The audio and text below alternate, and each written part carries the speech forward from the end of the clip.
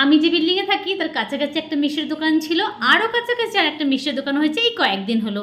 মিষ্টির দোকানের অপোজিটের একটা বিল্ডিংয়ে টিউশনে পড়তে যায় আমার মেয়ে। প্রায় সময় বেরোনোর পর মিষ্টির দোকানের দিকে তাকিয়ে বলে, আমাকে কিছু মিষ্টি কিনে দাও। ওকে এটা বলে আমাকে বাড়ি নিয়ে আসতে হয় যে চলো বাড়িতে গিয়ে আমি তৈরি করে দেবো, খুব সুন্দর, তোমার পছন্দ হবে এরকম কি মিষ্টি। কয়েকদিন করেও দিয়েছি, খুব পছন্দ করেছে। আজকে দুটো উপকরণ দিয়ে করলাম যেটা খুব পছন্দ, ডিম আর দুধ খুব পছন্দ করে, ভাত রুটি ছাড়া। মিল্ক পাউডার নিয়েছি, তার মধ্যে 1 চামচ বেকিং পাউডার দিয়ে মিক্স করে নিয়েছি। একটা বোলের মধ্যে 3টে ডিম ফাটিয়ে নেওয়ার পর 1 কাপ চিনি নিয়েছি। চিনি আর ডিমটা ভালো করে ফাটিয়ে নিতে হবে যতক্ষণ একটা ফোম তৈরি হয়ে যাচ্ছে। মিল্ক পাউডারটা দিয়ে ভালো করে মিক্স করে নেবো। 1 চামচ ভ্যানিলা এসেন্স দিয়েছি। এবার একটা মোল্ডের মধ্যে ঘি লাগিয়ে ভালো করে নিয়েছি, তারপর ব্যাটারটা দিয়ে দিয়েছি। এবার একটা পাত্রের মধ্যে জল দিয়েছি।